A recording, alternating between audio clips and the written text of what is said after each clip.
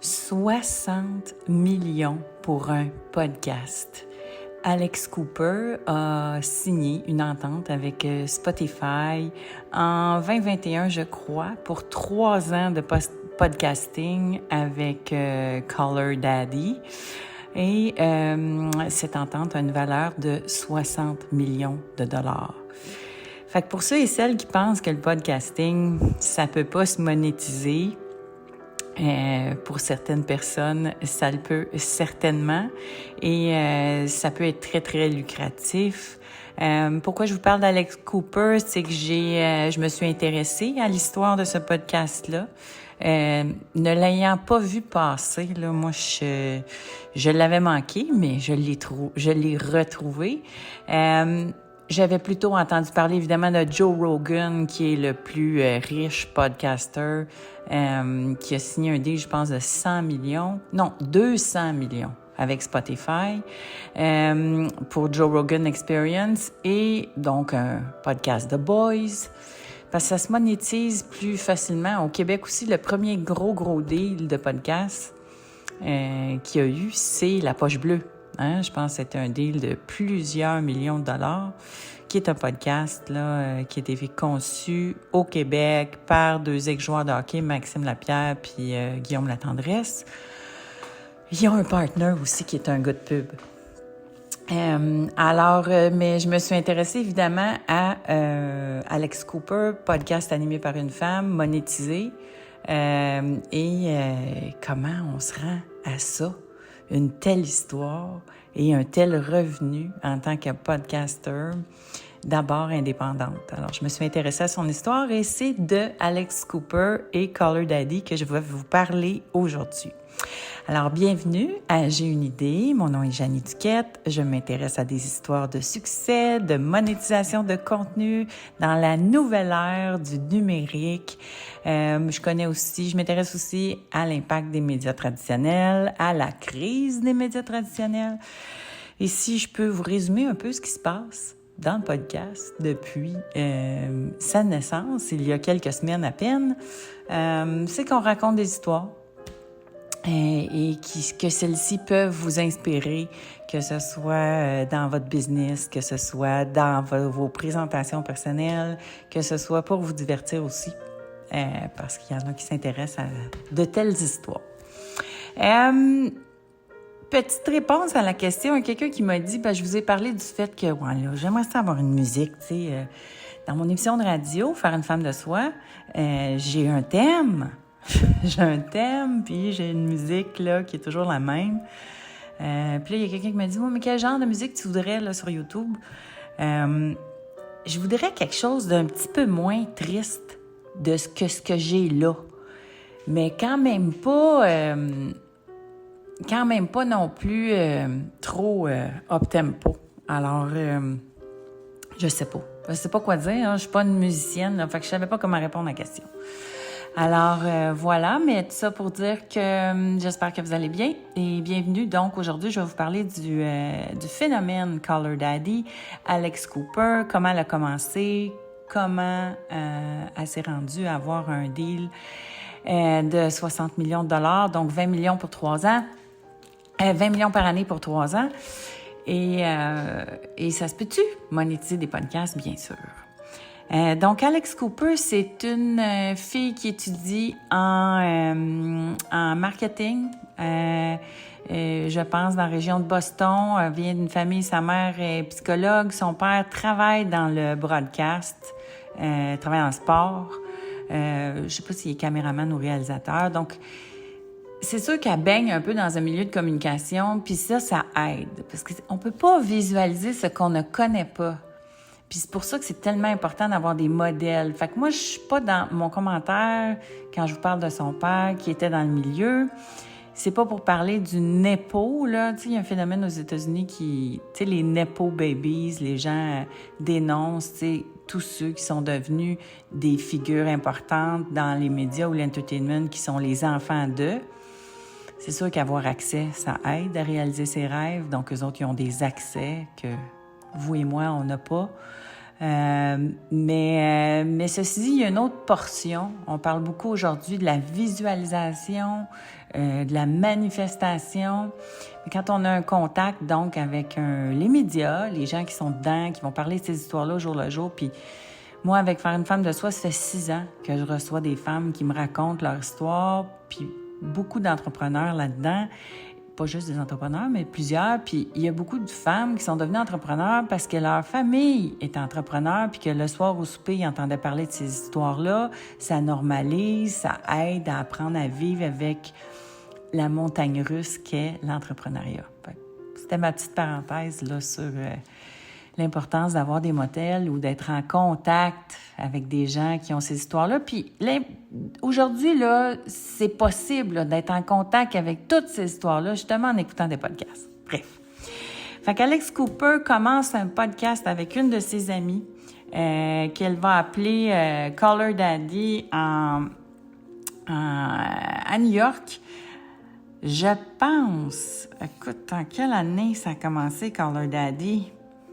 On va regarder ça, là, les années exactes. On s'entend, hein? Ici, c'est un podcast d'opinion, c'est pas du journalisme. Je vous raconte des histoires sur ce que j'ai retenu, sur ce qui me marque. Fait que des fois, là, ça se peut que j'ai pas exactement la date exacte, mais vous avez quand même un bon portrait. Alors oui, c'est sa roommate Sophia Franklin qui a commencé en 2018. Donc en 2018, il commence Call Her Daddy. Puis, c'est l'émission se veut, le podcast se veut une discussion de 2 jeunes filles qui sortent du college, là, et qui parlent ouvertement de sexualité. Cette génération-là, ce que ça a permis, le podcast, ça a brisé des tabous, ça a ouvert la discussion sur des choses beaucoup plus intimes. Donc, Call Her Daddy, c'est normaliser, parler de sexe quand on est des filles. Et donc, c'est comme ça qu'ils ont commencé à publiciser donc leur message. Puis, 1 mois plus tard, et ça, évidemment, probablement que c'est parce qu'il y avait des contacts, puis c'est parce que le contenu a été satisfaisant, mais ils ont été prises dans le network Barstool Sports. Ça, c'est un réseau de podcasts, un peu comme si la Poche Bleue décidait d'embarquer d'autres podcasts dans leur podcast. Ils ont été donc pris sous la direction de Barstool Sports. Donc, ils ont été mis devant une audience de gars, pour la plupart, et 2 filles qui parlent de sexe. Pour une audience de gars, faut croire que ça a marqué, mais ça a été extrêmement, extrêmement populaire. Donc, ils sont passés de 12 000... ça s'appelle des downloads, là. Est-ce que c'est des écoutes, des downloads? En tout cas, c'est ça les stats, là. Ils sont passés de 12 000 écoutes à 2 millions en 2 mois. Donc, ça a été un succès fulgurant. Manifestement, ça devait être bien fait. Elle a étudié en marketing...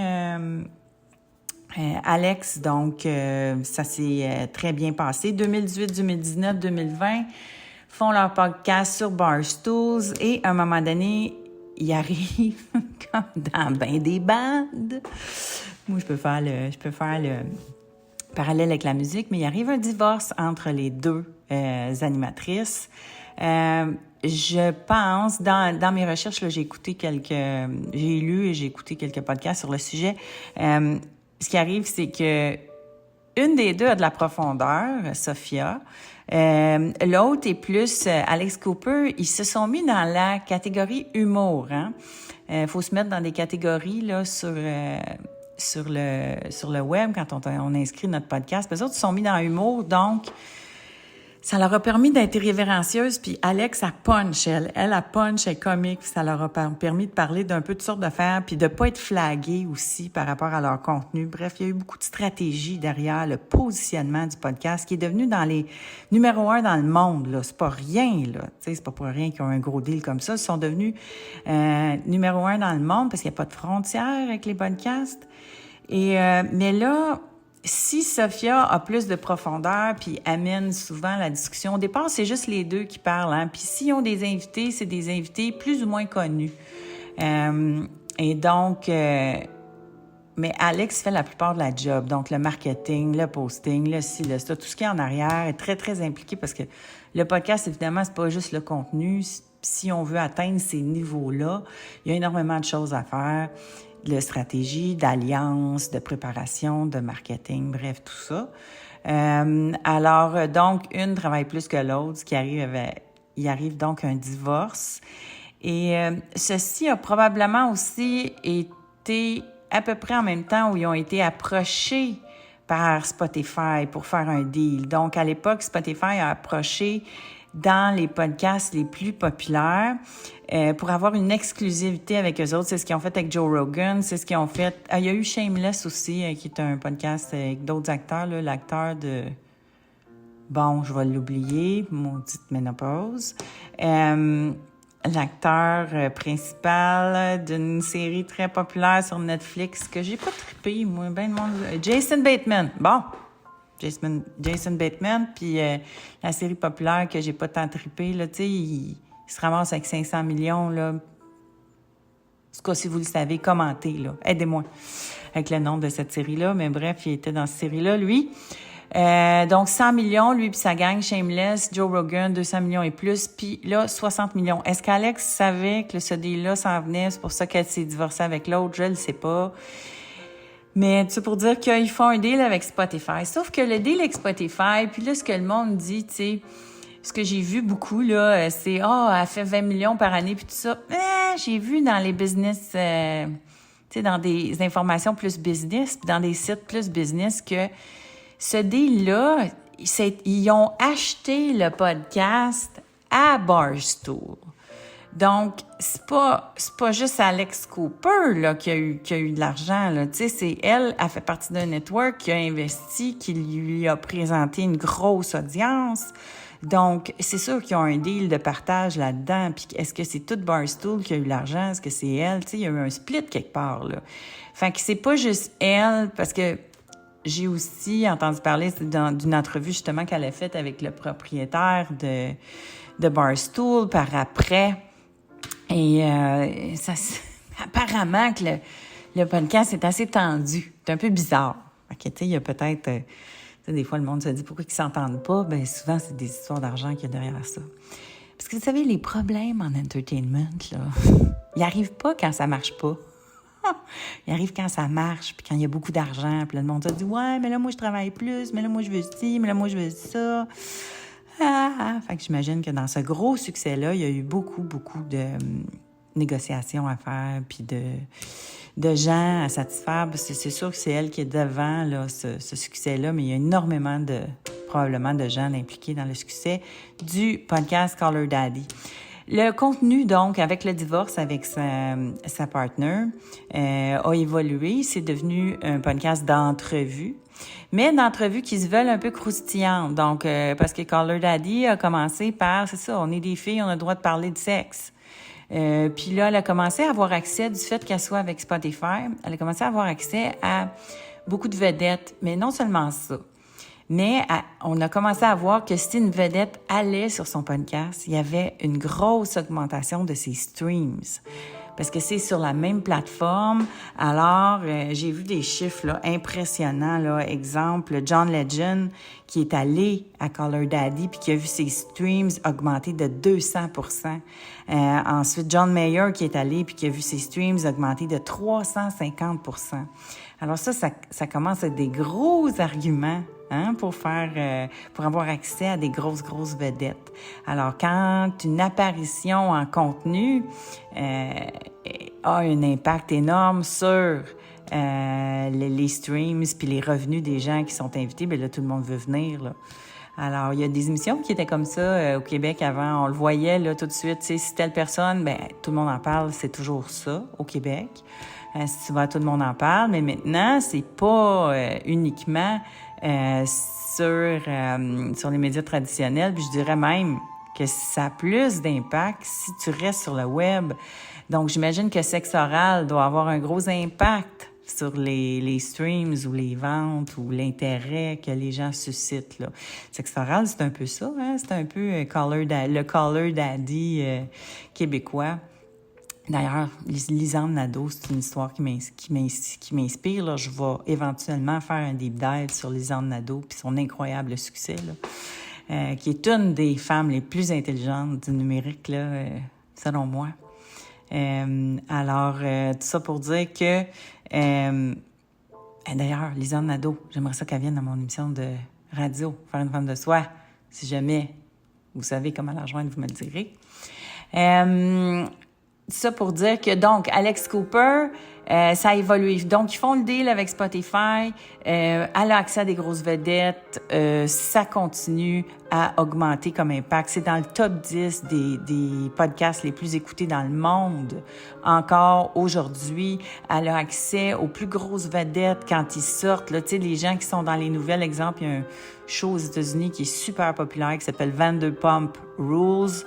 Puis là, il y a eu un gros scandale, Scandalville, en tout cas, pas si vous suivez ça un peu, là, mais en tout cas, il y a un gros scandale et elle a accès à une des personnes impliquées dans le scandale avant tout le monde. Selon moi, elle a peut-être du budget même pour payer ces gens-là, pour avoir ces exclusivités-là, tu sais, avant tout le monde, avant les médias traditionnels, avant les autres podcasts, puis c'est une grosse game, là, d'avoir des invités. Ensuite, c'est ça, le Love Island dont je vous ai parlé dans un autre épisode qui était populaire, mais grave. Là, ça continue. Les gens sont... Et je pense que l'audience de Love Island cette année a augmenté de 200%. Les streams là, sur Peacock, c'était extraordinaire, là, la croissance de Love Island. Alors, puis moi, je suis obsesse de Love Island version... ça fait longtemps que j'écoute ça, mais moi, j'attrape toujours les trends. Puis, tu sais, ça, je fais pas exprès, là. Moi, j'attrape toujours les trends comme 1 an avant ou 2 ans avant le monde. Alors, c'est drôle, tu sais, c'est pour ça que ça a été possible pour moi, tu sais, d'avoir une carrière lucrative, là, dans la prédiction de qui va devenir big, puis tout ça, parce que je les attrape, tu sais, je peux vous en nommer, là, Roxane Bruno, je l'ai pognée de bonne heure, en tout cas. Alors, tout ça pour dire que Love Island est extrêmement populaire, puis les candidats ont quitté Love Island, ils ont pris l'avion, puis ils ont été reçus directement à Call Her Daddy. Tout le monde voulait les avoir, tout le monde voulait avoir accès, puis c'est elle qui a eu l'accès en premier. Puis là, les gens disent « Ah, mais ça doit être extraordinaire d'avoir cet accès-là. » Bien, parce qu'une apparition à son podcast, ça a beaucoup d'impact, mais peut-être aussi qu'elle a du budget. À 20 millions par année, tu peux mettre du budget, justement, pour aller chercher ces gens-là avant tout le monde. Ça se fait je sais pas c'est quoi la game derrière, mais tout se monnaie, hein? Alors, c'est très possible aussi qu'ils mettent du budget pour avoir accès à ces gens-là. Alors, Call Her Daddy, là, ce qui est intéressant, c'est à la fin 2024 se termine son entente avec Spotify. Qu'est-ce que nous réserve Alex Cooper, qui est une femme d'affaires? Là, ce qu'elle a fait, ce que je trouve super intelligent, c'est que là, elle vient de se marier. Ce n'est plus la fille dans la vingtaine qui parle de sexe avec ses amis. Elle ne dévoile plus les détails intimes de sa vie personnelle parce que ça, c'est une mode, mais ça a de l'impact. Là. Quand tu es une fille puis tu fais ça, il y a des prix à payer là, dans ta vie personnelle. Alors, là, je sais qu'elle est en amour, elle s'est mariée, elle vient de se marier. Donc, c'est sûr que d'aller parler de ses histoires personnelles, kinky, ça fait pas partie de ce qu'elle veut parler maintenant. Alors, ce qu'elle a fait, elle a signé des jeunes filles dans son network. Parce que quand on développe un marché, quand on développe une audience, c'est intéressant d'amener des gens dans ton audience puis de pouvoir en profiter. Moi, j'ai toujours fait en musique, tu sais, on a commencé avec La Chicane, après ça avec Boom, après ça on a mis Dani, après ça, dans ce network-là, on a rentré Corneille, puis tout le monde a profité de l'audience de l'autre, puis tout le monde a profité du succès de l'un de l'autre. Bon, ben Alex Cooper est en train de faire ça. Elle a signé 3 personnes, elle a parti son propre network qui s'appelle Unwell. Puis elle a signé 2 jeunes filles, donc qui font du contenu crunchy, qui vont prendre le relais. Et il y a un gars aussi, Harry Jalsey, là, si vous écoutez les téléréalités sur Netflix, vous connaissez Harry Jalsey de Too Hot to Handle, Perfect Match, le douchebag et le red flag par excellence. Ça n'a pas de bon sens. Donc, elle a commencé à produire d'autres personnes et je trouve ça très, très brillant. Donc, bien hâte de voir ce qui arrive avec elle en 2024. Je sais qu'elle est aux Olympiques en ce moment. Elle fait des interviews où elle est là. Elle est avec, elle est avec le network Peacock. Fait que, est-ce qu'elle prévoit quelque chose de plus télévisuel, traditionnel, streaming, mais hors YouTube, hors Spotify? Je ne sais pas. Mais c'est beau à voir. C'est une belle histoire. On en a ici aussi. Je suis convaincue que Sexe oral est un podcast qui a un énorme succès, qui se monétise très, très bien. Donc, la poche bleue dont on a parlé. Et voilà, la nouvelle monétisation à l'ère du numérique qui est passionnante. Donc, aujourd'hui, je vous ai parlé de l'histoire de Call Her Daddy d'Alex Cooper, qui est une fille, et de ce phénomène intéressant. Pour ceux et celles qui ont aimé mon podcast, si vous voulez me soutenir ou si vous avez envie d'en apprendre un peu plus sur l'art du storytelling, comment raconter son histoire, comment impacter les gens en parlant de soi, comment intéresser que ce soit votre réseau, vos amis, vos futurs clients, par votre propre histoire, vous pouvez vous procurer ma formation, La puissance d'une histoire, dont la mini-formation, dont le lien est dans le descriptif du podcast. Si vous voulez me soutenir, mais que vous ne voulez pas acheter une formation, abonnez-vous au podcast, abonnez-vous et mettez des étoiles si vous m'écoutez sur Spotify ou sur Apple. Faites une review du podcast, ça va aider l'algorithme, ça va aider à faire découvrir le podcast et ça sera très, très apprécié.